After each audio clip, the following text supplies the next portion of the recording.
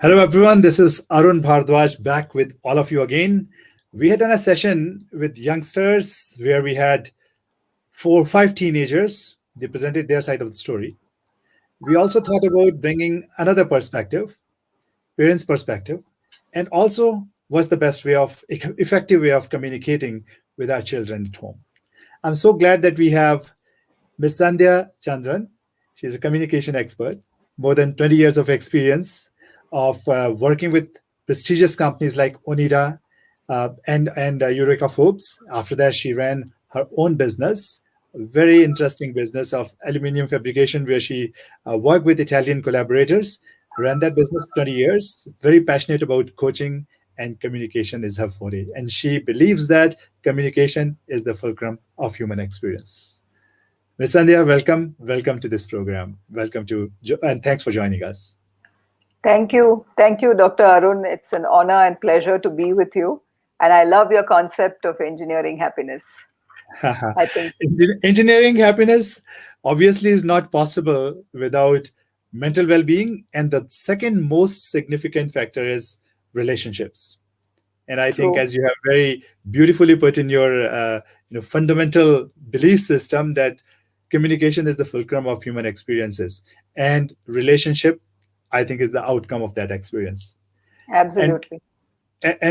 I think when it comes to communication, uh, there are many dimensions to it, but one of the one that we want to focus for today's conversation is parent-child relationship and how communication plays a role into strengthening that bond. One of the things that I hear a lot, is Sandhya, and you might be also hearing parents often saying that, Arun, can you please talk to my child? He doesn't listen to me. She doesn't listen to me. And True. you have been focusing on building relationship with communication. What do you think is the gap? Why is it happening that we are hearing more and more of my child doesn't listen to me? That's a very interesting question. I think it's very relevant as well, Dr. Arun.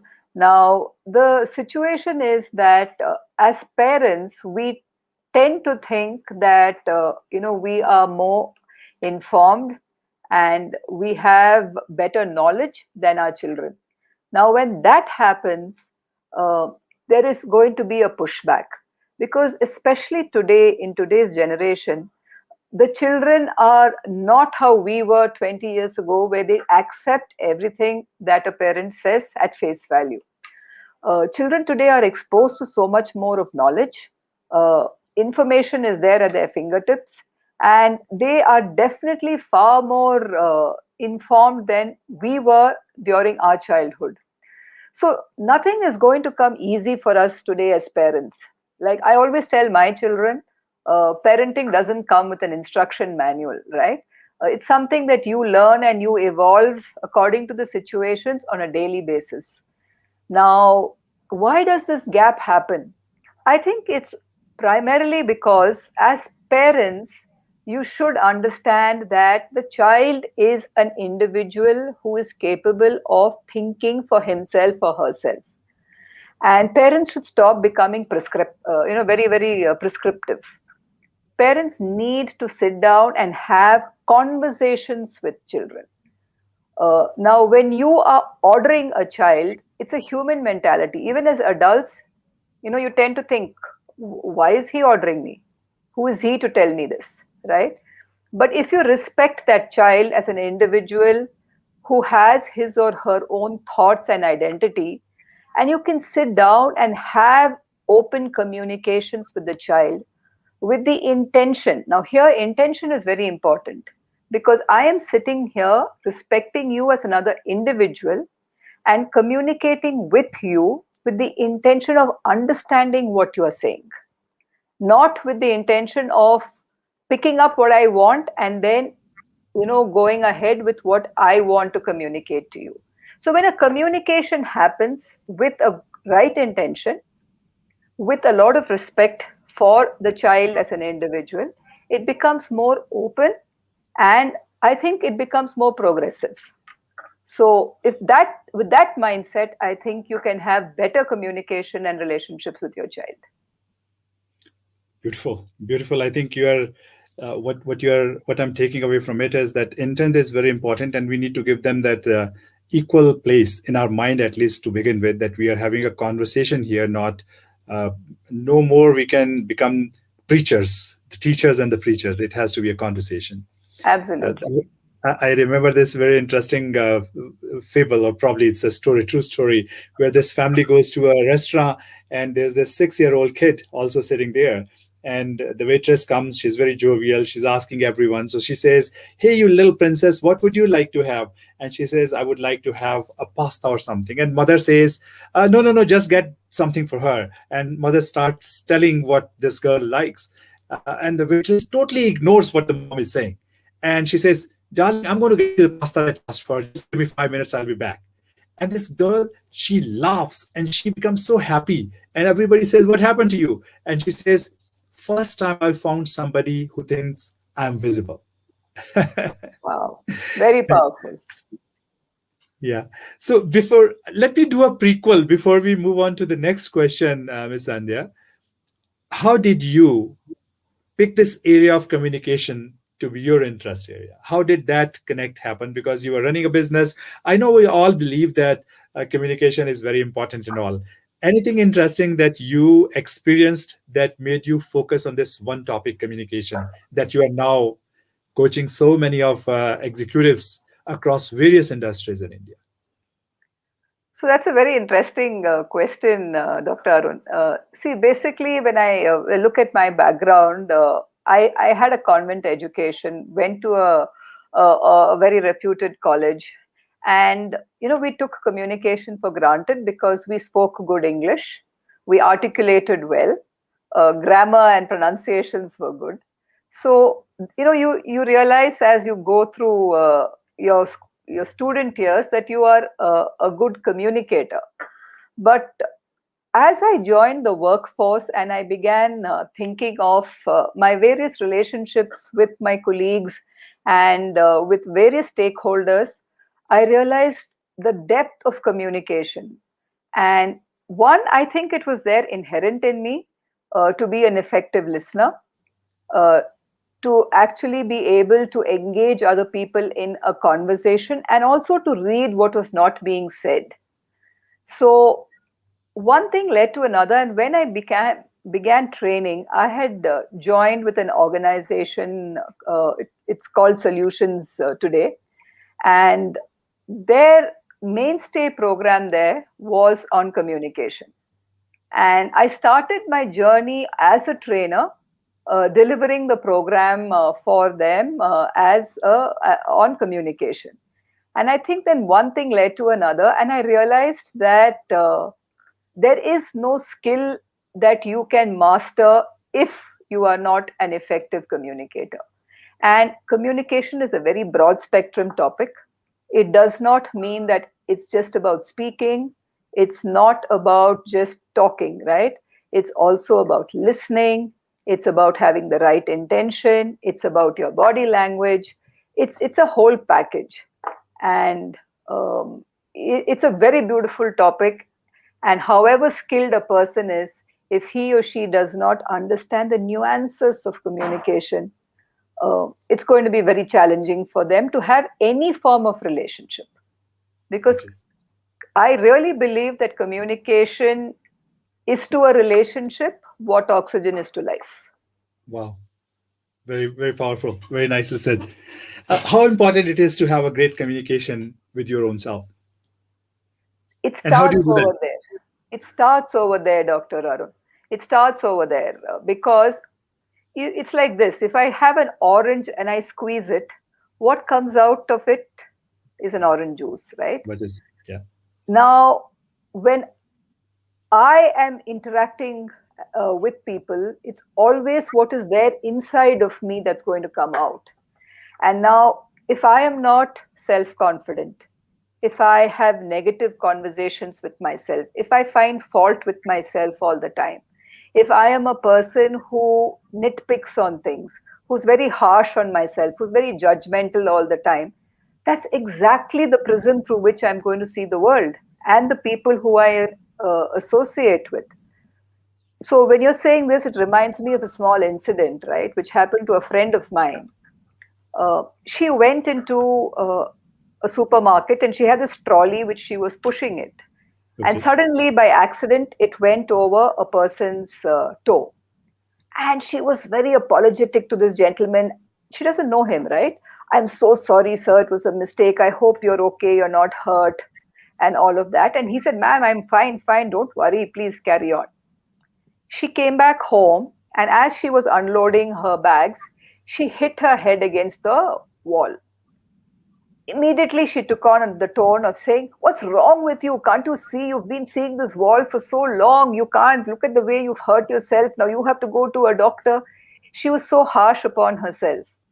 When she was narrating this to me, I asked her, hey, listen, you didn't know the stranger who you just about brushed over his leg and you profusely apologizing to him. But when you hurt yourself, why were you so harsh on yourself? And that began another interesting Wow. conversation with her. And that's why I say it's so important for our own self esteem and our own self respect to have positive conversations with ourselves. Our internal dialogues have to be progressive, it has to be positive, and it has to be something which motivates us by not putting down ourselves, not negating what has gone wrong, but seeing what we could have done better. I think that enhances the self esteem of an individual tremendously. Beautiful. I hope whoever is listening or would listen to this recording later will take a note of this. We talk about compassion, but I think it starts with self compassion. And I think we are very harsh sometimes on our own self. So, self compassion is, I think, the first relationship we have to establish if we want to improve the relationships in the external world. We wanted to keep this, we had the theme in our mind, which was related to parent child Parenting. communication. We will come to parenting. We will come to that once again. But before that, I had one more curious question. See, you have been uh, coaching people in the professional world and coming across people in your personal world also. Let's talk very specific to Indian culture. Experiences that you had with working with all these adults. What do you think is our strength as culture in Indian culture, and also what do you see as our weakness when it comes to effective communication? Okay.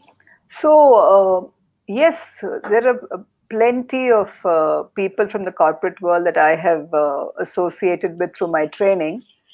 I think our biggest strength is three things. One, we have a drive to achieve, and to excel, to do well. We work long hours. How many countries in the world do we see people who clock 12 hours, 16 hours of work, right? So the drive to achieve, to be able to deliver, is very, very high in us. So that is definitely one thing which is extremely powerful. The second thing I think about us as Indians is also the fact that we have a tremendous amount of respect for diverse cultures. See, we ourselves live in such a amazing diversity. I think that's a huge strength for us.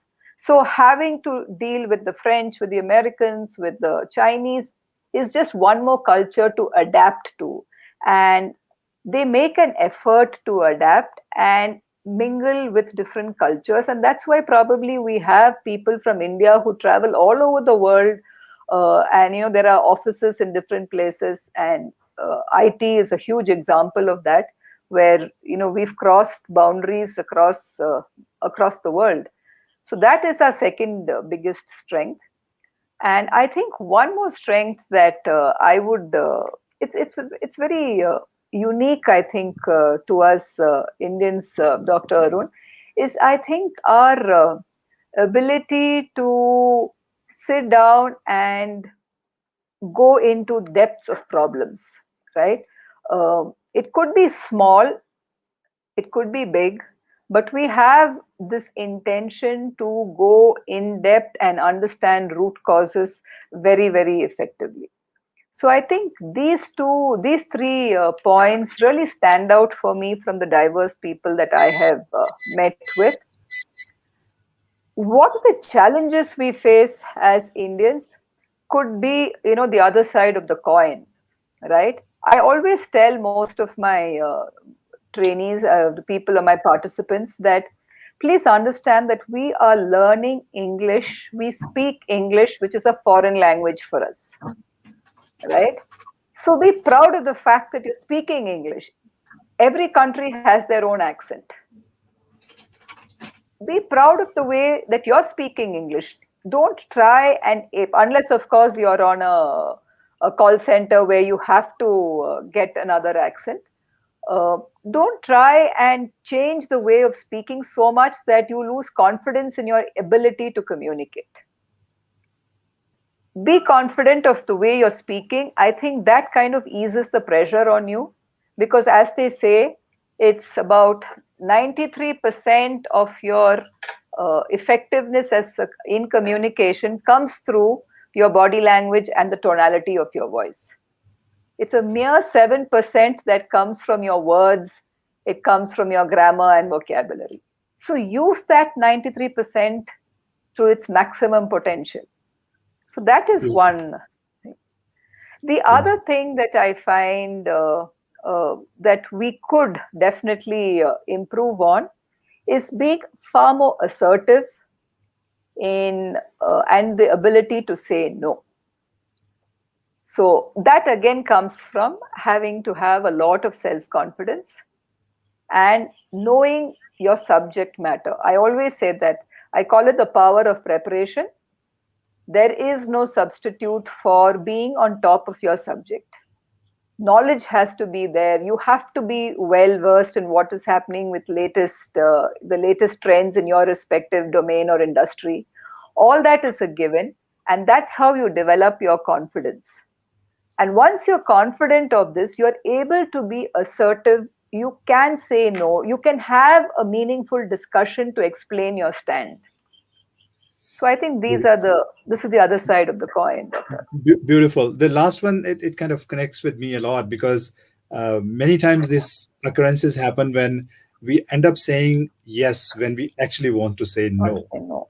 And it eventually leads to sometimes erosion of our credibility because we have to say yes when we have to say no, then we are not able to deliver, or we skip timelines, or we are not able to achieve what we have committed to, and then we get into trouble. uh, Great. Thank you very much for sharing that wisdom. We will take that as a bonus from your side Thank you. in terms of communication dimension, although we were planning to have a parenting conversation. Coming back to parenting, I think one of the challenges that parents we find today, how do we achieve behavior correction? So, we can be nice guys, we are very nice, but the behavior is not changing. And the old school process was a little, it was merciful once or twice, then we would get some punishments, and then, I think human beings sometimes do learn from that punishments. So that's what how we got corrected where the course correction was needed. Now we only have one child, many times one or two children, and we are very protective of them. The environment has changed, etc., etc. But see, many times they do step onto the else path. They need that behavior correction. What is your suggestion? How should we approach behavior correction when it is really needed, and all your soft talking, sugar coating is not working?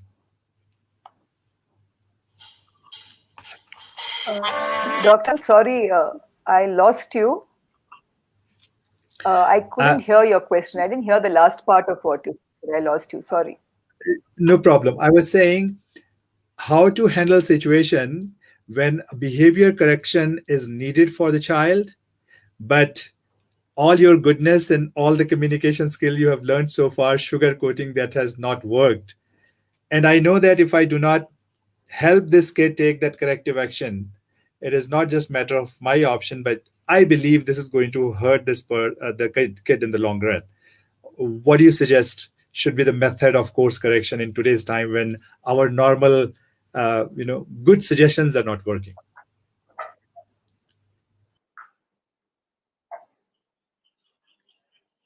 Doctor, sorry, the connection was very poor again. I was not able to hear you. Please confirm whether what I heard you is right. How does a parent do a course correction for a child who is doing something which is detrimental for his or her benefit? Was that your question? Yes.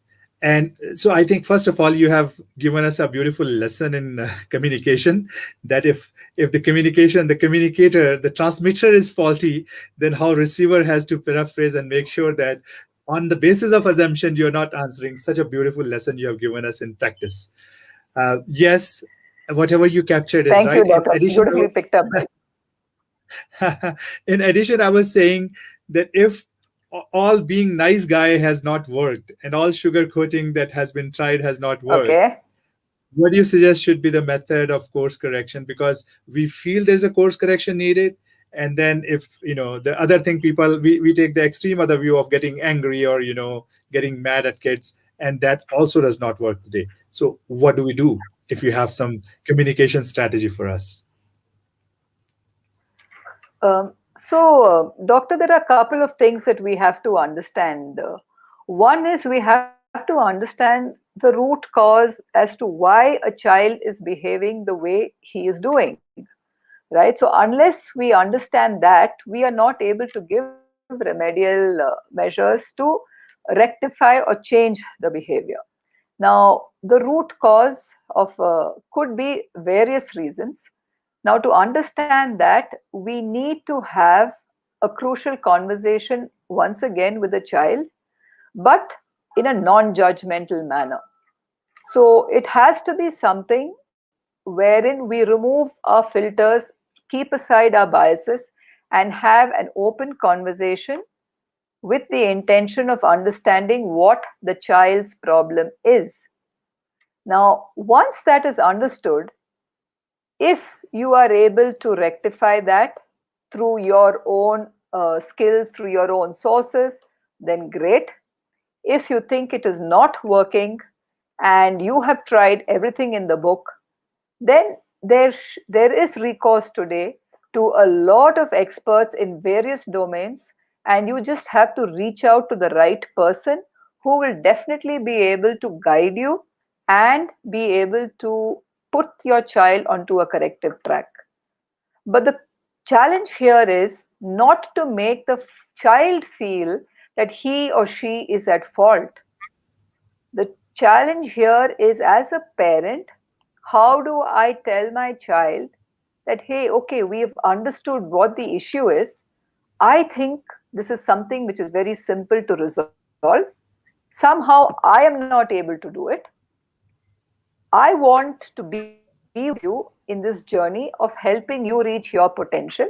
So I'm going to ask somebody else whom I know very well and I trust a lot to join us in this journey of helping you become the better version of yourself and live to your potential. See, communication is all about putting things across very positively, right? Now, if you tell the child, I'm doing this so that you don't get a zero in your maths paper, I'm doing this so that you don't fail your physics paper, I'm doing this to ensure that you don't become a sweeper, the child is never going to get motivated to come with you to do anything, right? The child is going to say, this is what my parent thinks of me.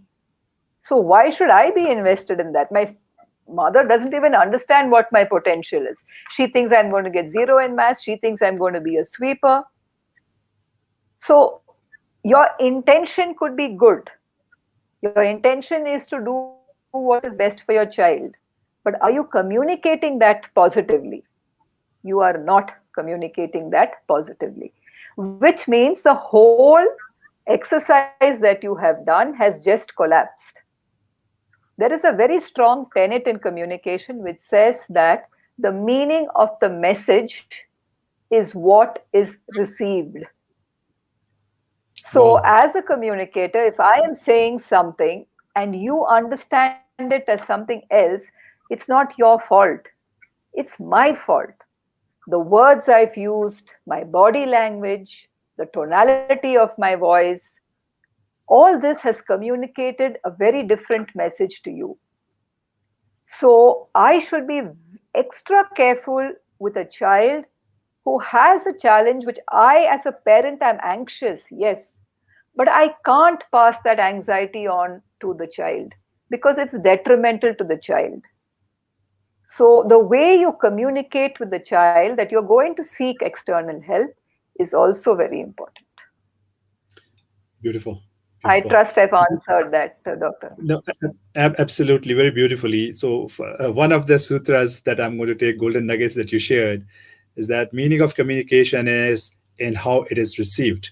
So, we might have good intent sometimes, but depending upon the receiver's context, also that intent might get converted into very different meaning, and then both sides feel frustrated. So, what you just beautifully uh, exemplified, that having that reverse conversation is also a responsibility for good conversation. That I am hearing this, is that what you intend, your intent was? So that is one part. And second part, you have emphasized that uh, make sure that you use wisdom of those who are trained for it or who had experience in this. And I think that's one of the challenges of our culture. Many times I say the same thing to my audience also, like when we are talking about happiness or living a positive life, our school system teaches us how to make a living, it never teaches us how to live. And the most important responsibility that we have to play as human beings, probably the most, it is being a parent. And nobody teaches us how to be great parents. We learn it on the job, with the on the job training. And Absolutely. the first child is our guinea pig most of the Absolutely. time. So I think what you just mentioned is very important, very significant, that if you're not able to figure out, it should not cause anxiety, frustration, which you pass on to your child. Reach out to people who might have expertise in handling exactly the problem that you're facing. Beautiful. Absolutely. So, Doctor, just one more point, if I may add. Is that yes, okay by please. you? Yes, please. Yes, please. Yes, please. So, when you were speaking, one more thing came to mind. See, quite often, a child's behavior could also be the manifestation of behavior he or she is seeing, right? So, I need to introspect to see what am I doing? What is my behavior communicating to my child? That is very important because if I am a person who constantly finds fault with my children, with my husband, with my help at home, with colleagues, my child is hearing this. And she or he thinks, okay, this is what normal is to find fault with people. Yeah. If my child sees me doing everything in the last minute, my child is picking that up saying, okay, doing last minute is fine. That's what Amma does all the time. So I'm fine by doing it. If my child sees me showing respect to others, irrespective of age, irrespective of caste, creed, whatever it is, my child is picking that up. So sometimes, as parents, we have to introspect to see, is my child a mirror of me? And is it a good reflection that I am seeing? If I Yeah. am not seeing a good reflection, then I definitely need to do a makeover of myself so that when I look at that mirror, I see a good reflection of myself through my children. You said something which kind of connected with me and hit me hard, because I had a similar experience, Miss Sandhya. I started seeing my daughter Joy. She's now 9, but when she was growing up, she was my learning factory. And the amount of learning I had from her, people used to say, "Aapke Guruji kaun hai? Who's your teacher?" I used to say, "Joy, my daughter is my teacher." So what I started noticing, that she's making this very annoying sound. It's like that rejection sound, right? Anything you say, she's saying, and I was not liking it. I was not liking it. I started telling Joy, "No, beta, please don't do this. It is not a good sound to make. You know, you are. This is a bad sound." And as I was talking to her, I think I became more aware of my behavior also now, and realized that it is actually picked from me. She has picked that sound from me, and I do it, although it irritates me. And suddenly, this Beautiful. concept came to my mind, that our intent should be to become acharyas, not guru. Acharya is where we are intending that others are learning from our acharan, from our behavior. And Behaviors.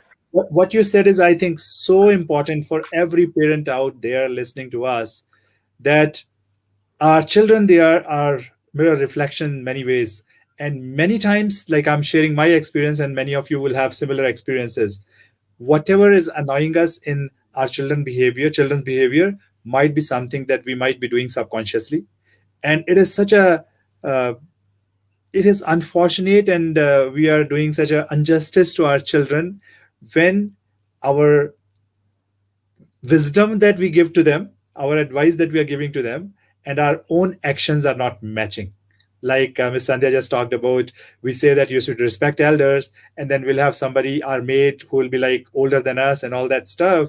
And the way we are behaving is definitely not respectful as we expect that child to behave with her grandparents. And in a child's mind, I think there's a conflict seated now. You are saying say you are saying something, but you're not doing something because they might not have yet learned the social hierarchy and stuff like that. So very, very important. Role of values. So these days we don't have time. Grandparents mostly are not connecting with the grandchildren. So there's nobody to tell them Dada Dadi ki kahaniyan, the stories that were our vehicle of transforming or transporting sanskar, virtues, values from one generation to the next generation. What do you think about it? What is the role of values? Because we have only limited time. Probably when this child is forming ideas and that age group of 6 to probably 12, that's the time when they are going to listen to us and they'll probably accept and nurture those values within. What is your experience and suggestion to the parents? Well, Dr. Arun, that's a very deep question. And I think as Indians, the value systems that we follow, or the sanskar as you called it, is very deep rooted and has a lot of meaning for us. And we hold a lot of importance to all of that. Um, Today's generation is slightly different. And I think we need to acknowledge that. They are willing to listen to you, they are willing to follow what you say, provided you can explain to them why something needs to be done. You can't just say, okay, because I am saying so. Now, this is something probably you and I did, right? If our parents told us to do something, we did it with not much of questioning, because that is how we were probably conditioned. Even our schooling system doesn't encourage too much of questioning, right? But a child is not like that. And today's child wants to understand why should something be done. Now, my at my place, let me just to give you all an example. When I was growing up, my parents would say, "Don't cut your nails at night. It is Mhm. not good for the house." Okay. I Yep. never understood why. I said, "Okay, I'm not supposed to cut my nails," but it was very deep rooted in me that I shouldn't cut nails in the night. Now, I told my child one day when she was cutting, I said, "Don't cut your nails, it's night." And she looked at me and she said, "Amma, how does it matter what time you cut your nails? Nails have to be cut. Why should it not be cut at night?" And I said, I started by saying, "I'm telling you not to cut your nails." But then she came back and she said, "No, you have to explain to me why." I myself did some more reading of it and I understood that olden days, uh, there was not much of electricity, right, which was available. So if somebody were to cut, and we didn't have these fancy nail cutters, they used knives and blades to cut nails. Now, if they did that at night, the chances of hurting themselves was very high. And that's why nails were told not to be cut at night. That's a very small example, but you have to explain certain things to your children for them to understand why something has to be done or not. Now, honestly, today, as long as my children cut their nails, I do not insist on the timing when they have to cut their nails, right? So you have to explain that to them. That I think is very important. The second thing is, I think as parents, we too have to evolve with time. Everything that held good during the past need not be the same today, right? Now, Vishen Lakiani in his book, The Code of the Extraordinary Mind, very beautifully calls it out as the brules, right? Challenge the brules, he says. The brules, sorry for the language, the B stands for bullshit and the rules.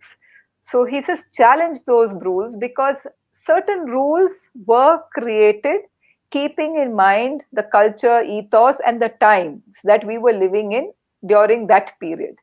The same thing cannot carry forward right through. It has to evolve, it has to change. And we as parents have to be adept at doing that and open to doing that. Now, having said that, each one of us as families have certain rules which we really, or certain values that we really treasure and we really lay a lot of importance to. Now, by and far, I think these values will be across any community that we see, foundation of being a good human being, as I see it. Now, these by and far will not be something which you can discuss out with children, but this is something which you lead by example.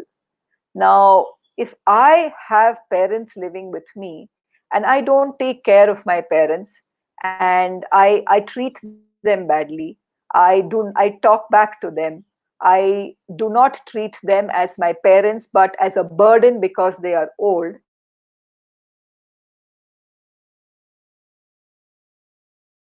then if they talk with disrespect to me, I have no right to ask my child, hey, why are you speaking so badly to me? Why are you showing me so much of disrespect? The child has learnt that by seeing me behaving with my parents or in-laws or whoever is there in the family older to me.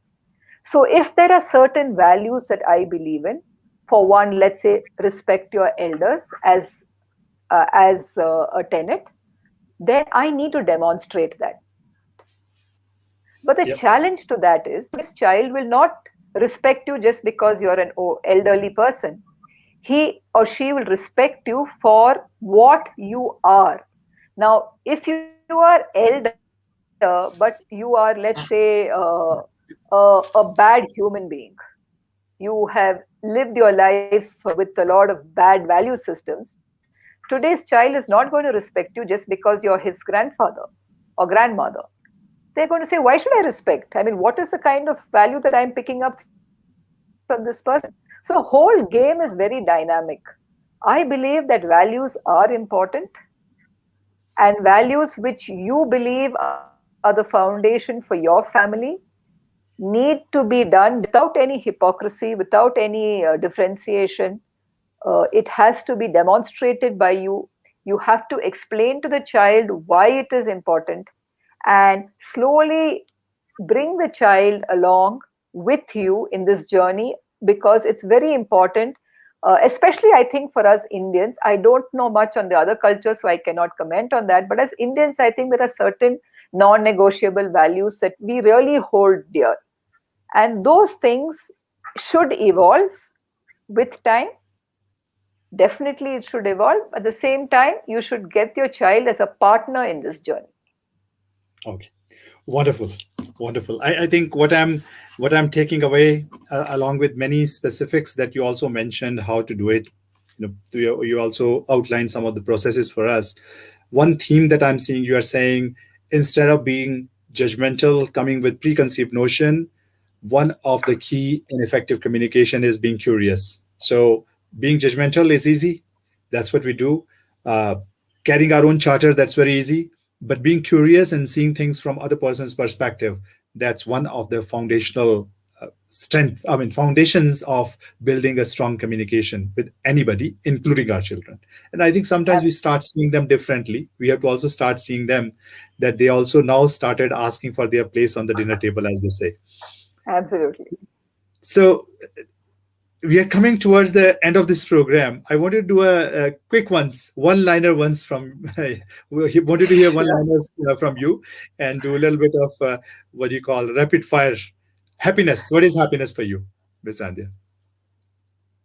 Being at peace with myself, Communication, the fulcrum of all human experiences and existence.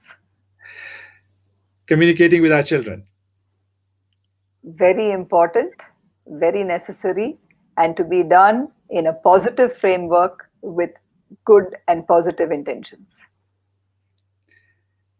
thank you very much. It was a pleasure talking to you. Thanks for sharing 20 plus years of your communication experience with us. And less than 35 minutes or 35 minutes.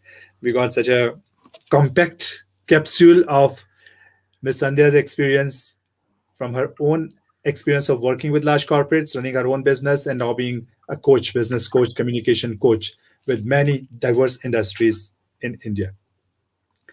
We will come back. We will come back with your questions.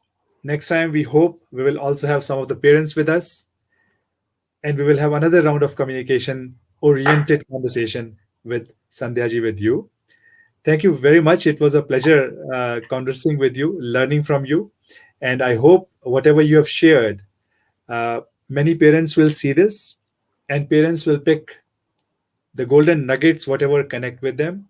And I hope whatever today got shared would add to the happiness quotient of your family life, because the intent of this conversation we wanted to keep was not just as a wisdom exchange. That definitely a good intent, but when this kind of wisdom exchange contributes to life's transformation, I think the time that Sandhya ji and I have also invested in this, it becomes worth for us.